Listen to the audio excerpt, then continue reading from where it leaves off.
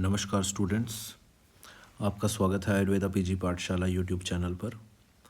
आज की इस वीडियो में हम डिस्कस करने वाले हैं चरक संहिता के सूत्र स्थान का थर्ड चैप्टर, जिसका नाम है अरगवद्य अध्याय।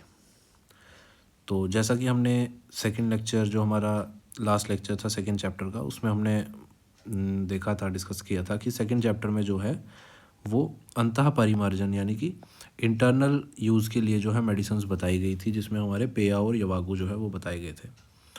थर्ड चैप्टर जो है अरगवद्य अध्याय, इसमें लेप और सिद्धतम प्रदेह जो है वो बताए गए हैं। तो बहि परिमार्जन चिकित्सा यानी कि एक्सटर्नल एप्लीकेशन जो है मेडिसिन्स की, वो बताई गई है। और इसके बाद जो हम फोर्थ चैप्टर देखेंगे, जिसका नाम है षड विरेचन शताश्रितीय अध्याय, उसमें जो है महाकषाय जो बताए गए हैं, उसमें वो बोथ इंटरनल और एक्सटर्नल यानी कि अंतः परिमार्जन और बाह्य परिमार्जन के लिए बताए गए हैं। ये एक इम्पॉर्टेंट पॉइंट है। उसके बाद हम इस चैप्टर पर आते हैं। इसका जो नाम है अरगवद्य अध्याय। तो सेकंड चैप्टर में हमने देखा था कि अपामार्ग तंडुली अध्याय नाम उसका इसलिए था क्योंकि उसमें शुरू ही जो है चैप्टर वो अपामार्ग तंडुल से हुआ था, इसलिए उसमें अपामार्ग नाम रखा गया था। और इसमें भी हम देख रहे हैं इस चैप्टर में, तो सबसे पहला जो है वो क्या बताया गया है, अरगवद बताया गया है ना। अरगवदहा स एडगजह करंजो वसागुड़ुचि मदनम हरिद्रे। तो अरगवद जो है वो फर्स्ट प्लांट जो है वो बताया गया है, तो इसलिए इसका नाम अरगवद्य अध्याय है। तो जो फर्स्ट जो है इसमें जो श्लोक है, इसमें जो है 6 सिद्धतम योग बताए गए हैं, या 6 सिद्धतम जो है चूर्ण तथा लेप इसमें बताए गए हैं। इसमें इम्पोर्टेंट क्या है कि इन 6 के 6 को जो है अलग अलग क्या बता रहे हैं, देखिए, इन्हें अलग अलग गोरोचन है ना, गोरोचन के द्रव से भावित करके पुनः पीसकर सरसों का तेल मिलाकर चूर्ण करके घर्षण करने के लिए, प्रदेह या लेप के लिए चिकित्सा वर्ग को इनका प्रयोग करना चाहिए। तो इसमें इम्पोर्टेंट ये है कि इसका जो है किसकी भावना से दी जाती है। जो छः सिद्धतम योग जो बताए गए हैं, उन्हें किसकी भावना दी जाती है, गोरोचन और सरसों के तेल की भावना दी जाती है। ये इसमें इम्पोर्टेंट है, एक पूछा जा सकता है क्वेश्चन इसमें। और इसमें क्या इम्पोर्टेंट है, जो इनकी रोग घनता बताई गई है ना। कुष्ठानी कृच्छानी नवम किलासम है ना। कृच्छ कुष्ठ, देखिए आप एक्सप्लेनेशन में अगर आप देखेंगे तो क्या बताया गया है, कृच्छ साध्य कुष्ठों में इसका प्रयोग करना है, नव किलास में इसका प्रयोग करना है ना। तो ये इंपॉर्टेंट है कि कृच्छ कुष्ठ कौन सा, कृच्छ साध्य वाला, किलास कौन सा, नव वाला है ना। सुरेश लुप्तम यानी कि इंद्रलुप्त, किटिभम सदद्रुम, बगंदर अर्शांश से अपची सपामा हन्यु। तो क्या इसकी रोग घनता है, ये इंपॉर्टेंट है कि 6 सिद्धतम योगों का प्रयोग इसमें बताया गया है, वो इंपॉर्टेंट है।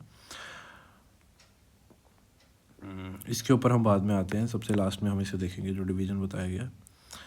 इसके बाद जो है लेप अलग अलग जो बताए गए हैं, कुष्ठ आदि लेप आ गया सबसे पहले। इसमें कुष्ठम हरिद्रे सुरसम है, इसमें स्वदारु शीघ्रम, इसके जो चंडाम चूर्णानी समानी कुरियातम, तो इसके जो इंग्रेडिएंट्स है, कंटेंट्स है, वो इम्पोर्टेंट है, जो हमें पता होने चाहिए। उसके बाद कुष्ठ आदि चूर्ण, इसमें भी मनाशिला है। अभी हम मनाशिला का भी देखेंगे कि कौन कौन से उसमें हैं। तो ये देखिए लिखा हुआ ना, टोटल 3 मनाशिला आदि जो है योग है। तो क्वेश्चन क्या बन सकता है कि मनाशिला आदि जो है वो कितने इसमें बताए गए हैं। तो मनाशिला आदि 3 है, लेकिन जो मनाशिला कंटेनिंग योग है वो कितने हैं, वो 5 लेप हैं जिनमें मनाशिला पड़ा हुआ है ना। इस डिफरेंस को समझिए आप कि मनाशिला आदि लेप कितने बताए गए हैं, तो 3। मनाशिला आदि नाम से कितने बताए गए हैं, तो 3। देखिए ये है मनाशिला आदि, ये आ गया पहला हमारा यहाँ पर था जो हमने ऊपर देखा था, इसमें ये मनाशिला वाला, ये फर्स्ट आ गया मनाशिला वाला, मनाशिला आदि करके। सेकंड मनाशिला आदि कौन सा आ गया, ये जो तुथादि के साथ बताया गया मनाशिला आदि। और थर्ड मनाशिला आदि हमारा कौन सा आ गया, ये पाक युक्त मनाशिला आदि लेप। ठीक है, तो ये इंपॉर्टेंट है। इसमें 3 और 5 जो मनाशिला कंटेनिंग है, ये 3 तो है ही, उसके अलावा एक कुष्ठादि चूर्ण है जिसमें मनाशिला है। इसमें क्या इंपॉर्टेंट है कि कुष्ठादि लेप भी है एक और कुष्ठादि चूर्ण भी है ना। तो क्वेश्चन क्या बन सकता है कि कुष्ठादि चूर्ण में मनाशिला है, सेकंड स्टेटमेंट आ जाएगा कुष्ठादि लेप में मनाशिला है। कौन सा स्टेटमेंट सही है ना, तो कुष्ठादि चूर्ण में है, कुष्ठादि लेप में नहीं है।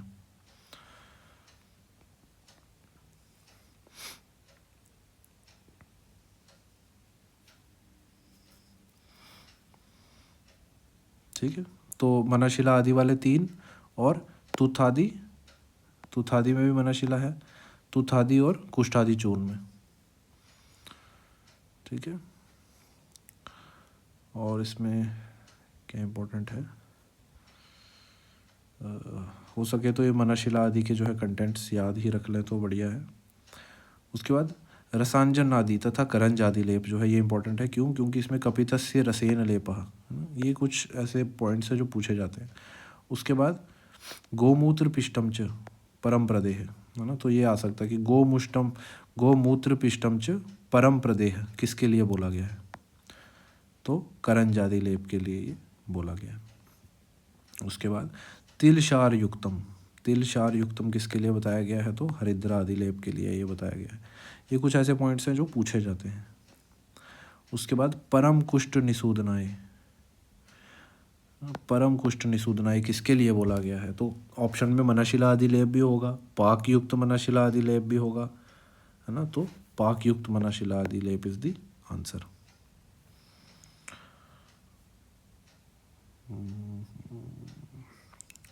और अरगवद आदि लेप, ये जो है मोस्ट इंपॉर्टेंट लेप है, ज़्यादातर पूछा जाता है मैक्सिमम। क्यों पूछा जाता है ये? क्योंकि इसमें कंटेंट्स भी कम है और सबका एक ही पार्ट यूज़ हो रहा है, सबके लीव्स यूज़ हो रहे हैं इसमें। कौन से 3 प्लांट्स हैं ये? अरगवद, काकमाची और करंज। ठीक है, अरगवद, काकमाची एंड करंज, अरगवद आदि लेप।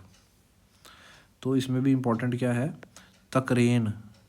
ठीक, तकरेन तैलाक्त गात्रस्य नरस्य, ये बहुत इंपॉर्टेंट है। एक तो कि इसको तक्र में पीसेंगे, मतलब इसे पीसेंगे, तीनों ही जो पत्र हैं उन्हें किस में पीसेंगे, तक्र के साथ।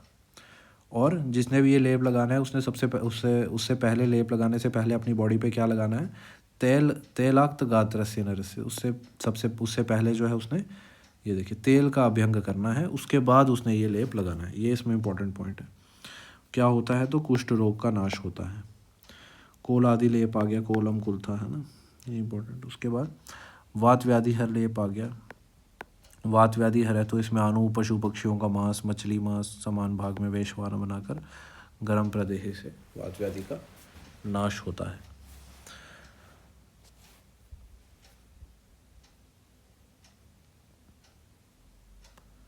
ठीक है, वेशवार की परिभाषा दी गई है कि वेशवार क्या होता है, निरस्थि पिशितम पिष्टम स्विन्नम गुड़ घृतान्वितम। उसके बाद उदर शूल का जो है वात व्याधि हर जो बताया, तकरेन युक्तम यव चूर्ण उष्णम, है ना। देखो तकरेन युक्तम ऐसा आ जाएगा कि तकरेन युक्तम कौन से लेप के लिए बताया गया है, और ऊपर हमने देखा था तकरेन पर नान्यत, है ना, किसके लिए बताया गया है। ठीक है, तो ऐसे पॉइंट्स जो एग्जामिनर उठाता है। उसके बाद सशारम क्या बोला है, तक्र से पीस कर गर्म कर पेट पर लेप लगाना है, यवशार को तक्र से पीस कर, ना, सशारमर्ति जठरे निहन्यात, कौन से लेप के लिए बताया गया है, ये पूरा ही पॉइंट आ सकता है इसमें, बहुत इंपॉर्टेंट। ठीक है, कुष्ठम शताहम स वचाम यवानम, वात विकारों पर लेप करने का कहा गया है इसे। उसके बाद वात रक्त हर लेप, देखिए वात रक्त वाले जो है 3 लेप है, एक तो वात रक्त हर लेप, सेकंड वात रक्त वेदना शामक लेप, और थर्ड गोधूम आदि लेप। गोधूम आदि लेप का भी क्या बताया गया, वात रक्त की वेदना के लिए ही बताया गया। तो वात रक्त हर लेप में क्या है, इसमें घृतम विदारी च शीतोपलाम च, ठीक है ना, ये इसमें इम्पोर्टेंट है। कुरियात प्रदेहम पवने स रखते, तो इसके जो कंटेंट्स है वो इम्पोर्टेंट है। सौंफ, सोया, मुलेठी, महुआ, है ना, मधुक, मधुक दोनों हैं, बलाम, प्रियालम च, कशेरुकम च। उसके बाद वात रक्त वेदना शामक, क्योंकि वेदना शामक है तो वात है तो सबसे पहले क्या आएगा, ऑब्वियसली रासना, परम वात शामक। गुड़ुचि मधुकम बले द्वे सजीवकम स ऋषभकम पयश्च कृतम च सिद्धम मधुशेष युक्तम। ठीक है, तो मधुशेष युक्तम कौन सा लेप है ये पूछा जा सकता है। तो मधुशेष क्या होता है, देखिए होता है उपर्युक्त घृत में मोम मिलाकर लेप करने से वात रक्त जो है वो शांत होता है। ठीक है। उसके बाद गोधूम आदि लेप में क्या बताया गया है? गोधूम चूर्णम छगली पयश्च। गोधूम चूर्णम, ये बहुत बार क्वेश्चन ये पूछा गया है कि छगली पयश्च कौन से लेप में है। तो छगली पयश्च किस में आया है? वातरक्त, ये इसमें गोधूम आदि लेप में, जो कि वातरक्त की वेदना को शमन करता है। ठीक है। बकरी का दूध है ना, या हिंदी में भी आ सकता है कि बकरी के दूध का प्रयोग जो है कौन से लेप में बताया गया है, या ऐसे ये पूरी कोटेशन आ सकती है, गोधूम चूर्णम छगली पयश्च न तो उत्पलम चंदन कुष्ठ युक्तम शिरोरुजायाम सघृतम प्रदे। ठीक है। नत इज फॉर तगर। उसके बाद प्रपौंडरीक आदि शिरशूल नाशक लेप। प्रपौंडरीकम सुरदारु कुष्ठम। ठीक है ना। शिरशूल नाशक लेप, प्रपौंडरीक आदि। और वाग्भट ने यही योग शिरोवेदना में बताया है, ये भी इम्पोर्टेंट है। पार्श्व शूलनाशक, अगेन शूलनाशक तो सबसे पहला रासना ही आएगा ऑब्वियसली। हरिद्रा दारू हरिद्रा, इसमें भी सतैलम आलपेन आलेपनम बताया गया है। ठीक है ना। सतैलम आलेपनम सघृतम। ठीक है।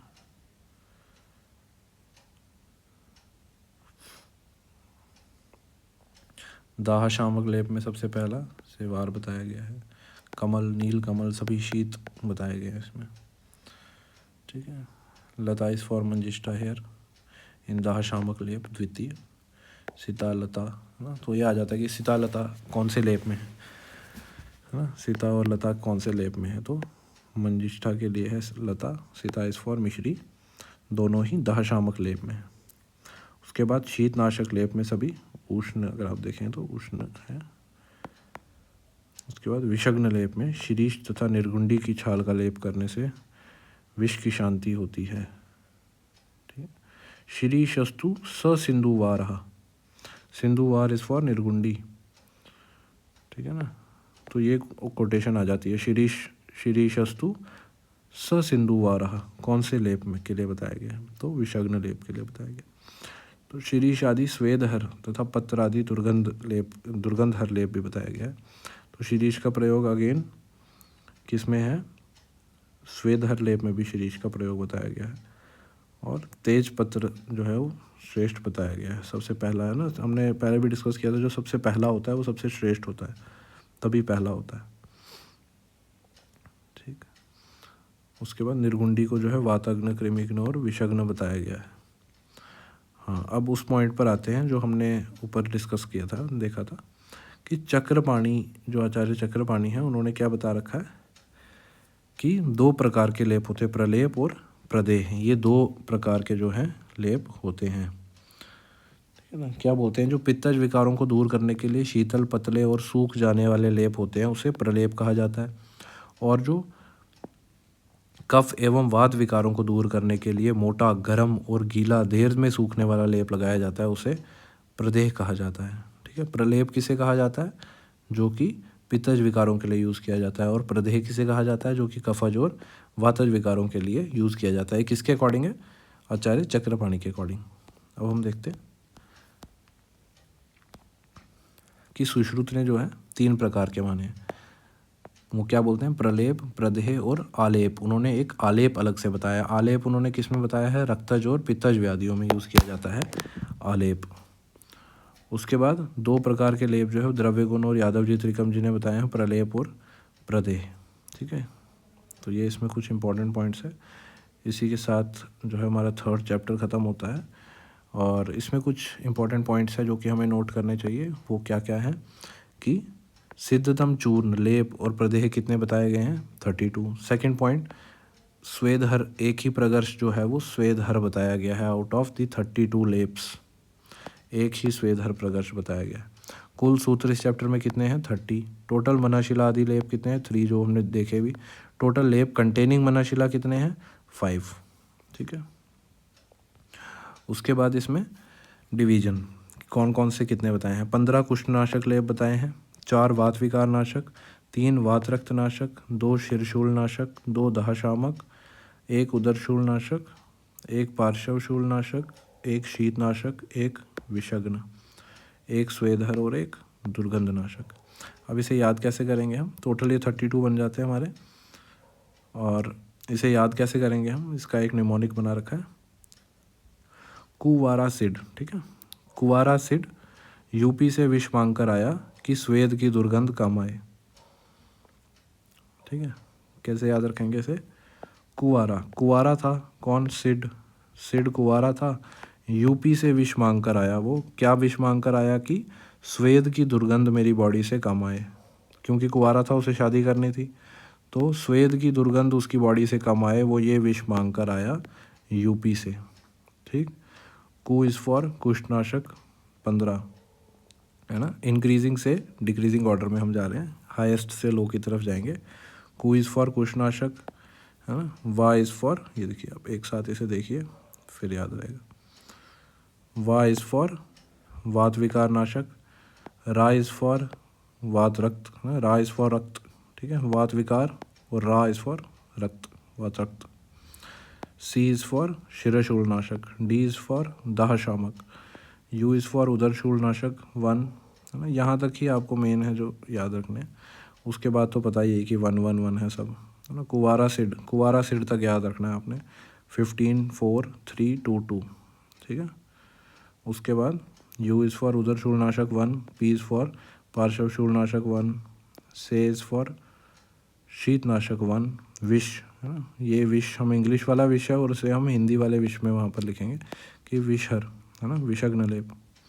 मांग कर आया का कोई मतलब नहीं है, it is only for mnemonic, याद करने के लिए purposes, only for learning purposes. स्वेदहर 1, की का भी कोई मतलब नहीं है। दुर्गंधहर 1, ठीक है, कम आए का भी कोई मतलब नहीं है। ठीक, तो इस पूरे लाइन को अगर आप याद कर लें तो आपको ये सभी 32 के 32 याद हो जाएंगे। ठीक है, इसके बाद हम बोनस कंटेंट पर आते हैं। बोनस कंटेंट क्या है कि मनशिला आदि लेप का जो रोग अधिकार है ना, पर्टिकुलर जो रोग अधिकार है वो क्या है? श्वेत्र। मनशिला आदि घृत का रोग अधिकार हिक्का श्वास। मनशिला आदि धूम का रोग अधिकार वातजकास। मनशिला आदि प्रयोग कहाँ बताया गया है? छर्दी चिकित्सा में आचार्य चरक ने बताया है। तो मनशिला के बाद प्रपौंडरीक जो है, इसका भी यहाँ पर जो है वर्णन किया गया है। प्रपौंडरीक आदि शिरशूल नाशक लेप जो है वो द्वितीय यानी कि सेकंड जो है वो बताया गया। फर्स्ट तो इन्होंने बताया यहाँ पर शिरशूल नाशक लेप करके, सेकंड लेप जो है उसका नाम दिया है प्रपौंडरीक आदि शिरशूल नाशक लेप, तो उसका वर्णन यहाँ किया गया। इसके अलावा जो प्रपौंडरीक वाली और भी जो योग हैं वो क्या क्या हैं? प्रपौंडरीक आदि धूम, इसका रोग अधिकार क्या है? कास में बताया आचार्य चरक ने। प्रपौंडरीक आदि क्वाथ, इसका वर्णन विसर्प चिकित्सा में। प्रपौंडरीक आदि लेप वात रक्त चिकित्सा में। प्रपौंडरीक आदि तेल के लिए क्या बोला गया है? सर्व ऊर्ध्व गदापह, यानी पालित और व्रण के लिए जो ऊर्ध्व जो हमारे गद हैं उनका सबसे नाशक जो श्रेष्ठ है वो क्या है? प्रपौंडरीक आदि तेल। ठीक है, तो इसी के साथ हमारा जो है ये लेक्चर यहीं समाप्त होता है स्टूडेंट्स। तो अगर आपको कोई भी डाउट होता है आप कमेंट्स में पूछ सकते हैं। I will be more than happy to answer your queries. Thank you.